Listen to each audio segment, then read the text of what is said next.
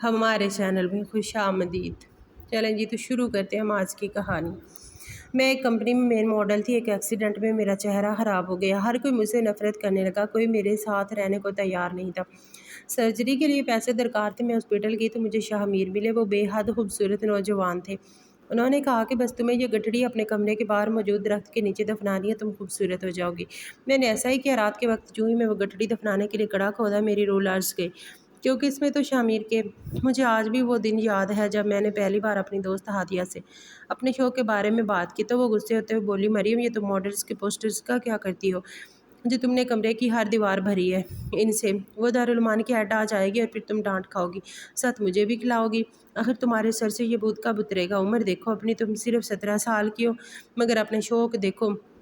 اٹھو، چھوڑو میگزین اور کام کرو، اپنا جھاڑو لگاؤ۔ ہادیہ نے بازو پکڑے اٹھنے کو کہا۔ مکمل رسالے میں موجود ماڈلز کو دیکھنے میں متوجہ تھی۔ تمہیں کیا پتا پگلی، کیا مزہ ہے اتنے خوبصورت جوڑے پہن کر چلنے کا، اتنا خوبصورت لگنے کا، سراہے جانے کا۔ دیکھنا میں تو ماڈل ہی بنوں گی۔ مریم نے انوکھی چمک آنکھوں میں اور اپنے آپ کو خیالوں میں اس ماڈل کی جگہ چلتے دیکھ کر کہا۔ کھڑکی کے کھولنے سے چھن سے آتی روشنی میں مریم کا چہرہ چمک رہا تھا، کچھ خوابوں کی چمک اور کچھ اس سحر انگیز حسن کا ہاتھ۔ کالی بڑی بڑی آنکھیں، اس پر لمبی پلکوں کی باڑ، سفید دودیا رنگت کمرے سے نیچے آتے ریشمی شہد رنگ بال، دائیں گال پر پڑتا گھڑا اس حسن سراپا کو چار چاند لگاتا تھا۔ جو ایک بار دیکھ لیتا اس حسن کی دیوی کو دوبارہ دیکھنے کی خواہش ضرور کرتا۔ یہ تو ماڈل پھر بن لینا، ابھی صرف تم جھاڑو لگاؤ، جو کام ہے تمہارا جلدی سے۔ ہادیہ نے اس کی روز کی باتوں سے تنگ آ کر جلدی جلدی ہاتھ چلاتے کہا۔ ابھی کچھ دیر میں دارالعلومان کی ہیڈ نے آ جانا تھا اور پھر وہی روز کی معمول کی طرح بہت کچھ سنا کر جانا تھا۔ بس تم اس موٹی سے ہی ڈرتی رہنا، بس ایک دو ماہ اور پھر دیکھنا ہوتا کیا ہے۔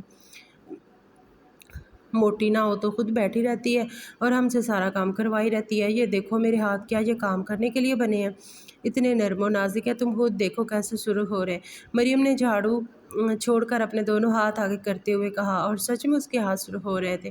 یہ ہاتھ تو صرف ماڈلوں کی طرح فوٹو شوٹ کے لیے ہیں، کہیں برتن مانجنے یا جھاڑو لگانے کے لیے نہیں۔ مریم نے منہ بناتے کہا، مگر کچھ خواہشات آپ کے وقتی خوشی کے علاوہ کچھ نہیں دیتی، اور وقتی خوشی حالات کچھ وقت کے لیے تو بہتر بنا سکتی ہیں، ہمیشہ کے لیے نہیں۔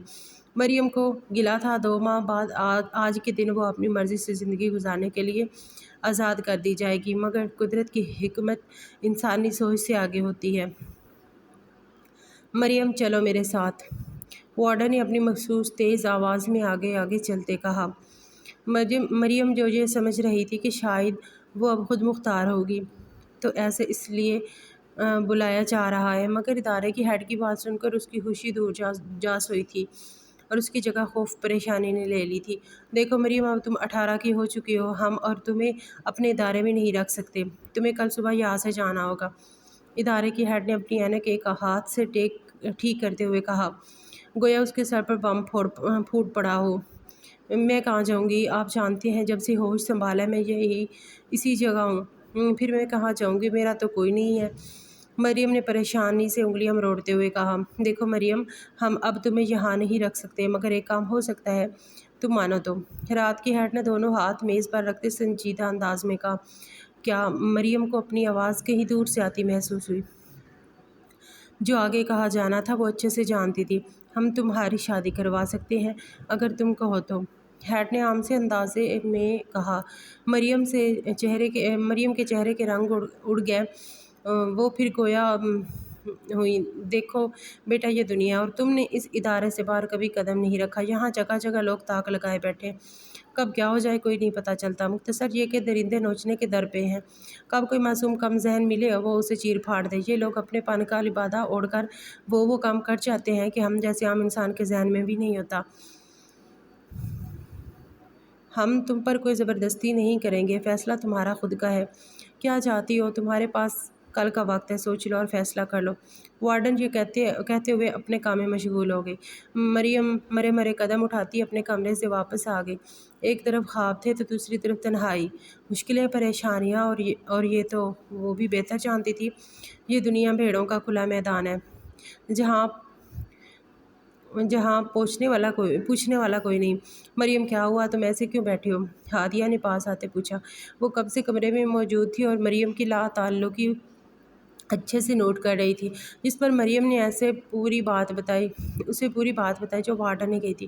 ہادیہ اس سے 1 سال چھوٹی تھی اور جب سے ہوش سنبھالا تھا اپنے ارد گرد ان دارالعلوم کی دیواروں کے علاوہ کچھ نہیں دیکھا تھا، صرف ٹی وی کے ہاتھ باہر کی دنیا سے واقفیت تھی جو رات کو 1 گھنٹہ دینے کی اجازت تھی۔ ہم نے کیا کہا؟ ہادیہ نے پریشان ہوتے پوچھا۔ وہ اس کے شوق نہیں جنون سے واقف تھی۔ جب وہ ڈانٹ کھانے سزا لینے کے بعد بھی دیوار سے ماڈلز کی تصویریں نہیں اتارتی تھی۔ کل تک کا وقت ہے میرے پاس سوچنے کے لیے۔ مریم نے بیڈ کی سائڈ کے ساتھ پاؤں ٹکائے کہا، میری مانو تو ہاں کر دو، تم اکیلی کیسے زندگی گزارو گی، کیسے جیو گی اس دنیا میں جس کا سرے سے ہمیں علم نہیں؟ ہادیہ نے پہلو بدلتے ہوئے کہا، جانتی تھی صرف ہی ہے، منع بھی کر سکتی ہے۔ ہادیہ میں ابھی سونا چاہتی ہوں، تم جاؤ، مریم نے کمبل کھول کر اپنے چہرے پر لیتے ہوئے کہا۔ ہادیہ کچھ دیر وہی بیٹھی دیکھتی رہی، پھر لائٹ بند کرتی اپنے بیڈ پر چلی گئی۔ کل کی صبح کیا نیا لانے والی تھی کوئی نہیں جانتا تھا۔ مریم نے پوری رات گویا انگاروں پر لوٹتے گزاری تھی۔ ایک طرف وہ خواب تھا جو بچپن کا ساتھی تھا اور ایک طرف ایک محفوظ پناہ گاہ تھی۔ دل دماغ کی سننے کی درپے نہیں تھا اور دماغ دل کی ماننے پر نہیں تھا، مگر اپنے دل کو مضبوط بناتی وہ اٹھ کر تہجد پڑھتی، ایک فیصلہ کیے سو گئی تھی۔ اب وہ کس قدر صحیح ثابت ہونا تھا یہ تو آگے حالات ہی بتا سکتے تھے۔ پھر 10 بجے وہ ادارے کی منتظم کے آفس میں موجود تھی۔ کالی آنکھیں رات جگہ کی چگلی کر رہی تھیں، شہد رنگ بال کیچڑ میں قید تھے، کچھ لیے باہر نکلے، چہرے کا احاطہ کیے ہوئے تھی۔ یہ تو مریم بیٹا کیا فیصلہ کیا آپ نے؟ منتظم نے اپنی کرسی ٹیبل کے نزدیک کرتے ہوئے کہا۔ میں مریم خاموش ہوئی۔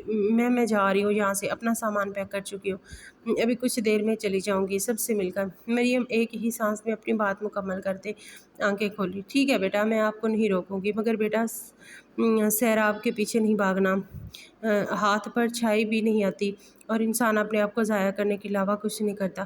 منتظم نے چلتے ہوئے مریم کے سامنے آتے کہا، جی میں سیراب کے پیچھے نہیں، اپنے رب پر یقین کر کے اپنی منزل کی طرف گامزن ہوئی۔ کوشش کے بغیر کچھ نہیں ملتا، میں بھی یہ کوشش کرنا چاہتی ہوں، جدوجہد کرنا چاہتی ہوں، کوئی ملال نہ رہے دل میں، مریم نے مضبوط لہجہ اختیار کرتے ہوئے کہا، جس کی بات پر منتظم فقط مسکرا دی۔ کچھ ہی دیر میں سب سے ملنے کے بعد وہ اس آہنی دروازے کو پار کر گئی تھی جسے پار کرنے کا کبھی سوچا نہیں تھا۔ اپنا کمرہ چھوڑتے کچھ آنسوؤں پلکوں کی باڑ توڑ کر بے مول ہوئے تھے۔ اپنی زندگی کا ایک بڑا حصہ اس کمرے میں گزارا تھا، ہر خوشی ہر ڈانٹ یہی کھائی تھی، اور دیوار پر لگے وہ پوسٹرز جو کسی کے کہنے پر بھی نہیں اتارتی تھی آج خود اتار کر لے گئی تھی۔ ایسے سڑکوں پر بے مقصد پھرتے 3 گھنٹے ہو گئے تھے، مگر کہاں جائے گی، کیا کرے گی، کچھ سمجھ نہیں آ رہا تھا۔ ایک جگہ سے دوسری سے تیسری وہ بے مقصد چل رہی تھی۔ جو پیسے دارالعلوم سے کام کرنے کے ملے تھے انہیں اپنی مٹھی میں مضبوطی سے دبائے ہوئے وہ بے مقصد چل رہی تھی۔ صبح سے دوپہر سے اب شام ہونے کو آئی تھی، مگر کوئی سرا ہاتھ نہ لگا تھا۔ کہاں جائے؟ جب وہ ایک ریسٹورنٹ کے باہر پانی پینے کے لیے رکی، مگر وہاں ایک کام والی کی ضرورت کا اشتہار دیکھ کر ریسٹورنٹ میں چلی گئی تھی۔ گو کہ مینیجر ایک خاتون تھی، تو انہوں نے رات کی شفٹ ہونے سے ریسٹورنٹ کے پیچھے موجود اسٹور روم میں روکنے کی اجازت دے دی تھی۔ مریم یہاں کھانا سرو کرنے کے علاوہ رات کو ریسٹورنٹ کی صفائی کا بھی کام کرتی تھی، جس سے اچھی تنخواہ مل جاتی تھی۔ پہلی تنخواہ ملتے ہی اس نے قریبی ہاسٹل میں ایک کمرہ لے لیا تھا۔ زندگی معمول سے ہٹ کر ایک الگ ہی ڈگر پر چل پڑی تھی۔ ریسٹورنٹ کے آنے کے بعد مریم مختلف جگہ ماڈلز کے انٹرویوز کا بھی پتہ کرتی رہی، گو کہ ابھی تک کہیں سے بھی مثبت جواب نہیں آیا تھا، مگر اس نے ہمت نہیں آ رہی تھی۔ وقت حالات کہاں پلٹا کھا جائے کون جانے۔ ایسے یہاں ریسٹورنٹ میں کام کرتے 2 ماہ سے اوپر ہو گئے تھے، مگر کبھی بھی اتنی ہلچل نہیں مچی تھی۔ شاید کسی کمرے میں مسئلہ ہو گیا تھا یا کھانے میں۔ اپنے سے اندازے لگاتی وہ اپنا کام کر رہی تھی۔ وہ یہاں زیادہ لوگوں سے بات نہیں کرتی تھی، صرف کام کی حد تک بولتی تھی، اس سے زیادہ نہیں۔ مریم تم ٹیبل نمبر 10 پر یہ آرڈر دے کر آؤ جلدی سے، ریسٹورنٹ کے اسٹاف ہیڈ نے کہا۔ مریم آرڈرلی آہستہ چال چلتی ٹیبل تک آئی اور آرڈر سرو کر کے واپس آ گئی، مگر 2 آنکھوں نے دروازے کے پیچھے گم ہونے تک مریم کا پیچھا کیا تھا۔ اب تو یہ روز کا معمول بن گیا تھا، وہ آتا اور ایسے بیٹھ کر دیکھتا رہتا، اور جیسے ہی وہ غائب ہوتی وہ بھی چلا جاتا۔ مریم جو کچھ دنوں میں نوٹ کر رہی تھی اپنے اوپر کسی کی گہری نظریں تنگ آ کر اس سے الگ رکھے ٹیبل میں اس شخص کے سامنے موجود تھی۔ جی مجھے کچھ نہیں چاہیے، آدمی نے اپنی ٹوپی نیچے کرتے کہا۔ جی مجھے پتہ ہے آپ کو کچھ نہیں چاہیے، وہاں سے گھورنے میں مشکل ہو رہی ہوگی، اب آپ کے سامنے موجود ہوں، ایک ہی بار مکمل گھو لیجیے۔ مریم نے دونوں ہاتھ سینے پر فولڈ کرتے طنزیہ انداز میں کہا۔ جی مسئلہ تو بہت ہوتا ہے مگر کیا کریں، اگر ہم حسن کی قدر نہیں کریں گے تو کون کرے گا؟ آدمی نے مکمل ڈٹائی سے مسکراتے ہوئے کہا، جس پر مریم کے سر پر لگی اور تلوؤں پر بجھی۔ آخر آپ چاہتے کیا ہیں؟ دبے دبے انداز میں گراتے کہا۔ بات صاف ہے تمہیں؟ آدمی نے پیچھے کرسی سے ٹیک لگاتے آرام سے کہا۔ مریم نے لب بھینچے، اپنا غصہ کم کرتے وہاں سے چلی گئی۔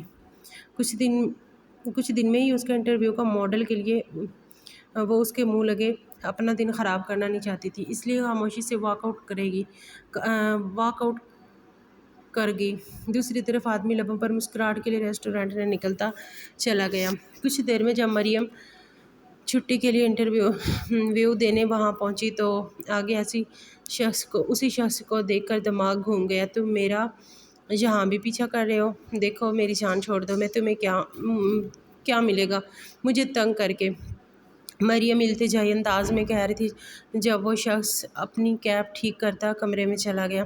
کچھ ہی دیر میں باہر موجود لوگ اپنے نام کی پکار پر کمرے میں جا رہے اور واپس آ رہے تھے، مگر حیرت کی بات وہ ابھی تک کمرے میں تھا۔ مریم اپنی باری پر جب کمرے میں گئی تو آگے باس کی کرسی پر اسے بیٹھے دیکھ کر ایک دھچکا ہی تو لگا تھا۔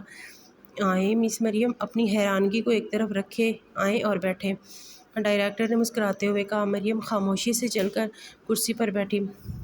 تو مس مریم، اب آپ کو اپنا پیچھا کرنے کی وجہ معلوم ہو گئی ہوگی، ڈائریکٹر نے مسکراتے ہوئے اپنے ہاتھ میں پنسل گھماتے کہا۔ جی، مریم نے شرمندگی سے نظریں جھکائے کہا۔ تو مس مریم، جس دن آپ ہمارے ٹیبل پر کھانا سرو کر کے گئی تھیں، ہم تب سے آپ سے بات کرنا چاہتے تھے، پر جب آپ کا فارم ملا پھر ہم نے کچھ دیر آپ پر نظر رکھنے کا سوچا تاکہ جانا جا سکے آپ کو، ڈائریکٹر نے پیچھے کرسی سے پشت لگاتے کہا۔ تو کیا پھر آپ ہمارے لیے ماڈلنگ کریں گی مس مریم؟ ڈائریکٹر نے پھر پرسوچ نظروں نے مریم کے چہرے کے اتار چڑھاؤ دیکھتے کہا۔ جی میں کروں گی، مریم نے انتہا خوش ہوتے ہوئے کہا۔ آخر خواب سچ ہونے جا رہا تھا، وقت نے پلٹا کھایا تھا اور حالات حق میں تھے۔ اس کے مانو تو اس تمام عرصہ میں ماڈلنگ سیکھنے سے ماڈل کرنے تک گویا وہ آسمانوں میں کہیں دور پرواز کیے ہوئے تھی، جس کی نظر اپنی منزل کے علاوہ کہیں نہیں تھی۔ منظر پانے کی چاہ ہر شے سے بیگانہ کر گئی تھی، بھول بیٹھی تھی کہ جب آسمانوں سے زمین پر پٹخا جاتا ہے تو پرانے آشیانے بھی ملیا میٹ ہو جاتے ہیں، پھر رسوائی کے سوا کچھ نہیں ملتا۔ بھروسہ ضرورت سے زیادہ کیا جائے تو کھا جاتا ہے۔ انسان کے ساتھ حالات پھر قصوروار کون جانا جاتا ہے، پہچانا نہیں جاتا، وہ خود حقیقت دکھاتا ہے۔ مریم بھی اپنی پہلی ماڈلنگ واک کے بعد ہر برانڈ، ہر سٹائل ویک کی جان بن گئی تھی۔ معصوم چہرہ بہت باکمال رہا تھا، مشہور ہونے میں ہر دوسرے برانڈ کی مانگ تھی۔ مریم، او بیبی، تم نے کیا واک کی ہے، واہ، کوئی تمہیں شکست نہیں دے سکتا، تمہاری یہ خوبصورتی کمال کرے گی۔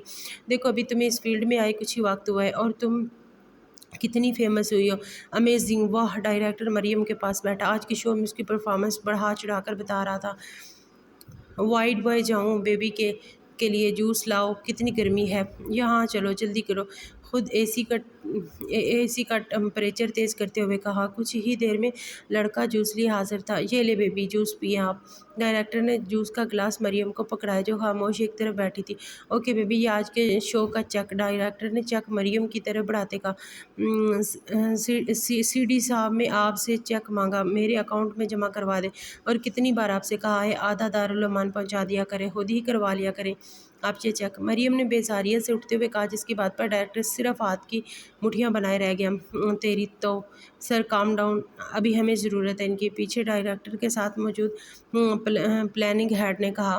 مریم، جو کہ ٹاپ ماڈلز کی لسٹ میں سب سے اوپر تھی، تو اب اسی حساب سے کام کرنے کا سوچ رہی تھی کہ اب چھوٹے برانڈ اور کمپنی کے لیے کام نہیں کرنا، صرف فیشن شو کرے گی۔ وہ اپنے پرسکون آرام بستر پر لیٹے سوچ رہی تھی۔ کمرے کے وسط میں مریم کی رنگ پر ماڈلنگ کرنے کی بڑی سی تصویر لگی تھی، جس میں وہ برائڈل لہنگا زیب تن کیے ہوئے تھی اور ایک گڑیا لگ رہی تھی جس کے ساتھ نیچے اور سائڈ پر اسی کی الگ الگ شوز کی تصویریں تھیں۔ ابھی تمہارا شو ہے، تم ابھی تک آئی نہیں، ڈائریکٹر نے ہلکی آواز میں دانت پیستے ہوئے استفارہ کیا۔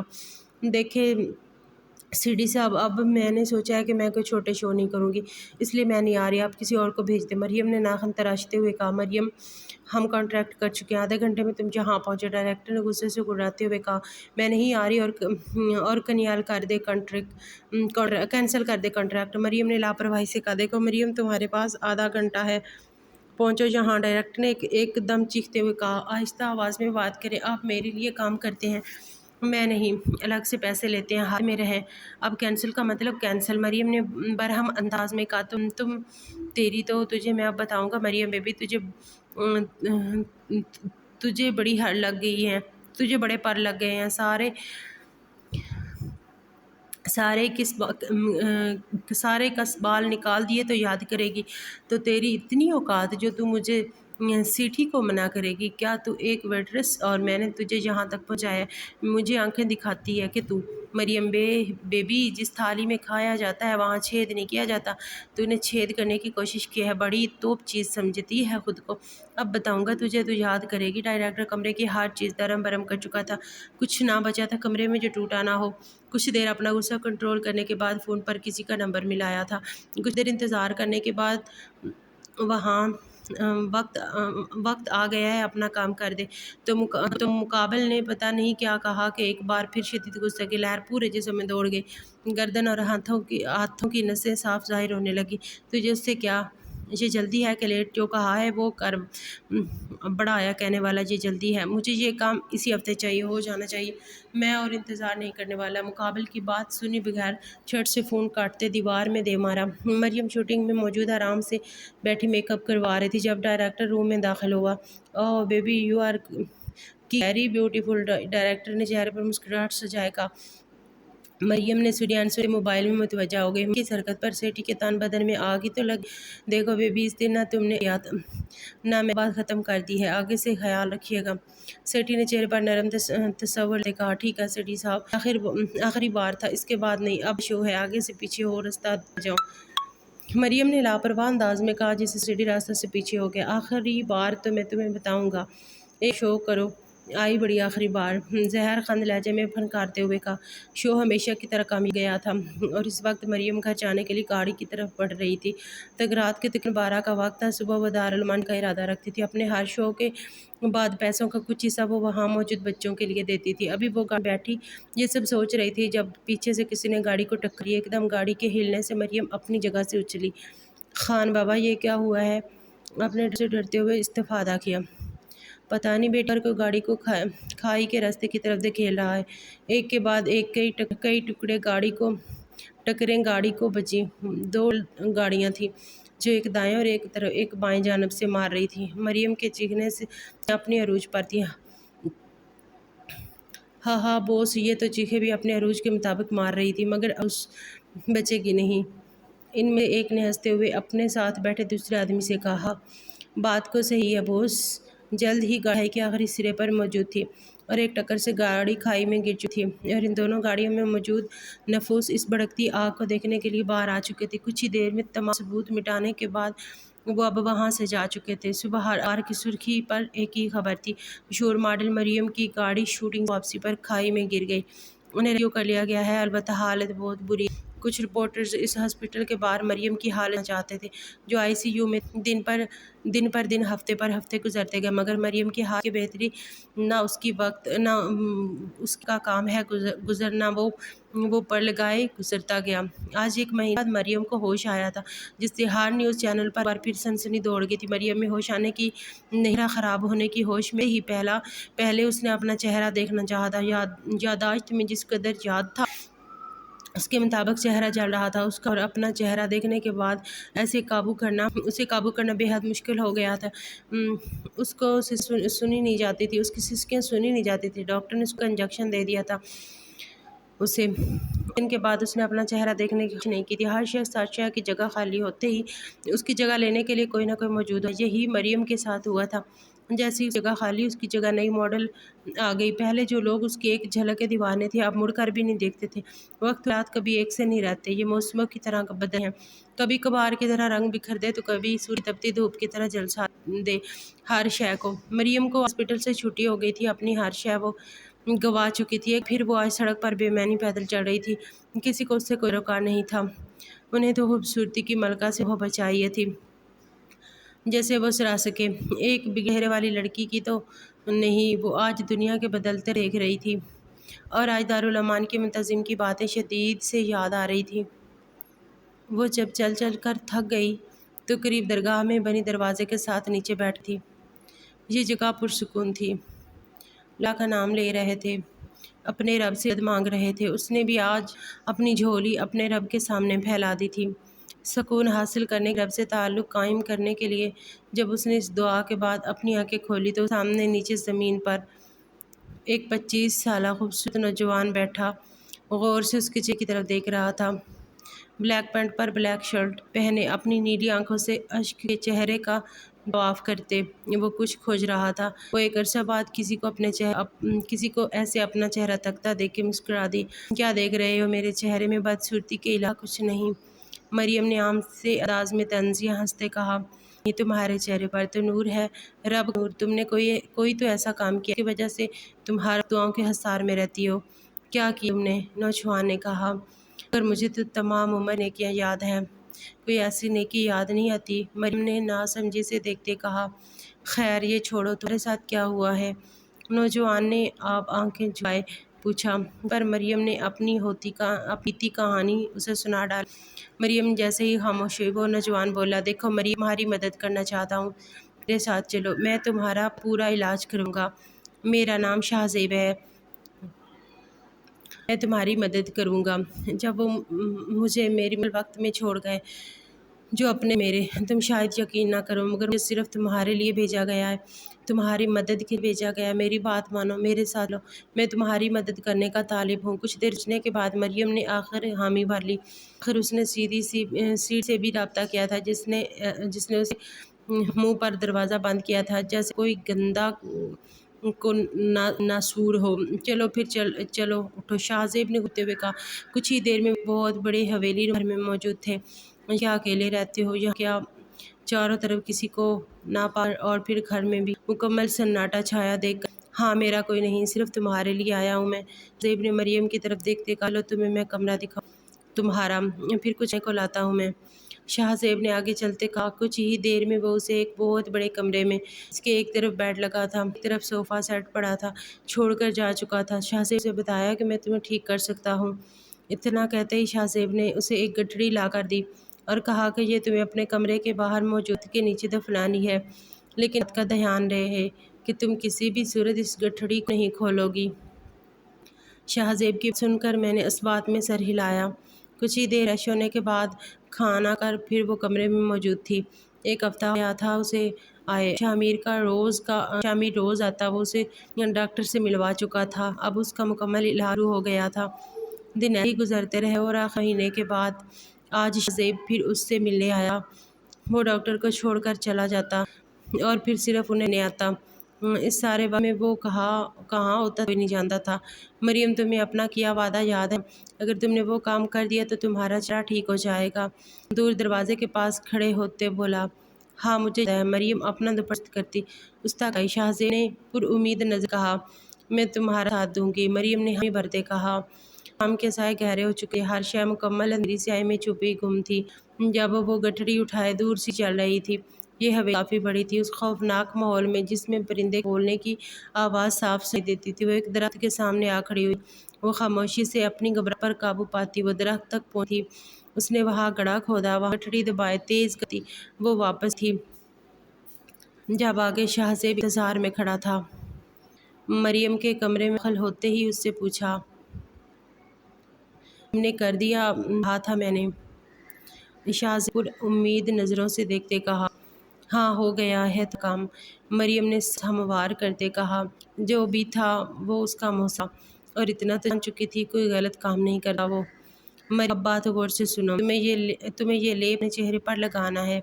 ये जलेगा मगर उतारना नहीं, एक बार उतार दिया तो सब खत्म हो जाएगा, समझ हो ना? शाहज़ेब प्याला जोहरी रंग की चीज़ भरा पड़ा था पकाया। मरियम ने प्याला पकड़ते सवालिया नज़रों से शाह की तरफ देखा, जिससे वो मुस्कुरा दिया। हर बार का जवाब नहीं होता मरियम, कहा है वो करो। ये कहते वो अपने कमरे में चला गया। وہ لیپ لگا 5واں دن تھا، جلتا تو بہت تھا مگر اسے چہرے کے زخم بڑھ چکے اور اب آسانی سے پلیٹنگ سرجری کی جا سکتی تھی۔ کچھ دنوں میں ڈاکٹر نے سرجری کا کہا، جس سے پہلے تو مریم پریشان مگر پھر چہرہ ٹھیک ہونے کا سن کر کچھ کو مضبوط بناتے آپریشن تھیٹر میں موجود آپریشن کرتے پورے 5 گھنٹے لگ گئے تھے۔ اس دوران شاہ زیب ایک کے لیے بھی ادھر سے ادھر نہیں تھا۔ آپریشن کے کامیاب ہونے کا سن کر شاہ زیب نے خوشی کا سجدہ کیا اور مریم کی طرف گیا جس اب روم میں شفٹ کر گیا تھا۔ دیر وہاں بیٹھنے کے بعد اب اس کا رخ گھر کی طرف تھا، اسے اس کی ضرورت کی تمام اشیاء لانی تھی۔ اشیاء چاہ کر وہاں نرس کو دینے کے بعد وہ باہر بینچ پر بیٹھ گیا تھا۔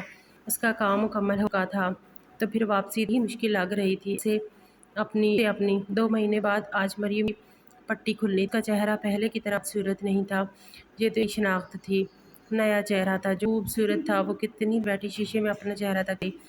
مریم مجھے تم سے بات شاہ زیب نے صوفہ پر بیٹھتے ہوئے کہا، میرے جانے کا وقت آ گیا ہے، میں یہاں سے نہیں دوسری دنیا سے ہوں۔ جب تمہیں درگاہ پر تو دل تمہاری مدد کو کیا اور میں رک گئی یہاں، مگر تم ماشاءاللہ صحت مند ہو۔ اب مجھے جانا ہوگا، تم فکر مت کرو، یہ گھر تمہارا ہے، جب تک تم کچھ کام نہیں کرتی اور پیسے بھی آتے رہیں گے۔ شاہ زیب نے اٹھتے ہوئے کہا، تمہاری بہت شکرگزار ہوں کہ تم نے میری اتنی مدد کی، ورنہ میں تو کسی قابل نہیں تھی۔ اور تم فکر نہ کرو، میں پھر سے اپنا کام شروع کروں گی، مگر میں نہیں چاہتی تم جاؤ۔ مگر میرا جانا لکھا جا چکا ہے تقدیر میں، اب کچھ نہیں ہو سکتا، میں کل جا رہا ہوں۔ یہ کہتے ساتھ وہ کمرے سے نکل گیا۔ مریم آدھی رات تک بیٹھی شاہ زیب کو سوچتی رہی۔ رب کی بہترین مخلوق تھا وہ انسان، لیکن دوسرے کی طرح صرف نام کی حد تک نہیں بلکہ حقیقت میں جو کسی کی تکلیف نہیں دیکھ سکتا تھا۔ اس نے کچھ بھی غلط تقاضا نہیں کیا جو جب کرتا تو آنکھیں جھکی ہوتی۔ آج شاہ زیب نے جانا تھا اور وہ جا چکا۔ کچھ دیر پہلے جب مریم اسے چھوڑ کر آئی تھی ایئرپورٹ، راستے میں ٹی وی پر چلتی خبر نے مریم کے پیر جکڑے۔ مشہور ماڈل سعدیہ کی گاڑی کھائی میں گر گئی۔ یہ خبر حیران کن ہونے کے ساتھ عجیب بھی تھی۔ اس گاڑی کیسے اس کھائی میں گر گئی جہاں مریم کی گری تھی؟ مریم ابھی یہ سوچ رہی تھی جب اگلی بات نے اسے ہلا دیا۔ یہ صحیح تھا ٹی وی پر افسوس کر رہا تھا اپنی ملک کے حادثے پر، اور مریم کی طرح کوئی ثبوت بھی مل سکا تھا۔ کچھ دن پہلے وہ سعدیہ اور سیڈی کے بگڑے تعلقات کے بارے میں کافی سن چکی تھی۔ ایک کے بعد ایک کئی کڑیاں ملتی گئی تھیں۔ وہ بڑا انکشاف کر گئی اس پر۔ وہ خاموش طوفان لی اپنی گاڑی میں بیٹھی اور کچھ ہی دیر میں وہ گھر میں موجود ایک کے بعد ایک کڑی جوڑ کچھ تیار بھی کر رہی تھی ذہن میں۔ اگلی صبح وہ سیڈی کے آفس میں موجود ماڈل بننے کے لیے حسب حالات سیڈی اسے دیکھتے ہی مانا تھا۔ انہوں نے اپنا نیا نام یاب بتایا تھا جس نے مطلب مول۔ دن گزرے مریم کی طرح سعدیہ کو معاملہ ملی دھم گیا۔ مریم نے اپنی پہچان سے بہت شہرت کمائی تھی مگر اب اس کو سیدھا کرنے پر تھی۔ اس نے مریم کو پھر سے ایک بار مارنے کی کوشش کی مگر پولیس کے پہلے سے ہی وہاں موجود ہونے سے اسے ٹھیک کیا گیا، جس سے مریم کے ساتھ پتہ نہیں کتنی لڑکیوں کے چہرے خراب کیے تھے۔ جانتی تھی اس بات کو اب مہینہ ہو گیا تھا۔ مریم نے اپنے آپ پر ماڈلنگ کرنا شروع کی۔ اس سے زیادہ تو نہیں مگر مانگ کم بھی نہیں تھی۔ آج برائڈل فیشن شو تھا۔ اسے واپسی پر جب تک میں داخل ہوئی تو آگے شاہ زیب بیٹھا تھا جسے دیکھ کر تیز قدم اٹھاتے ہوئے شاہ زیب تم کب آئے؟ مریم پاس پہنچ کر پوچھا، میں ہی تھا تمہارے پاس، شاہ زیب نے مسکراتے ہوئے جواب دیا، مگر آج کچھ عجیب کیسی باتیں کر رہے ہو؟ تمہیں خود چھوڑ کر آئی تھی اور آنکھوں کو کیا ہوا تمہاری؟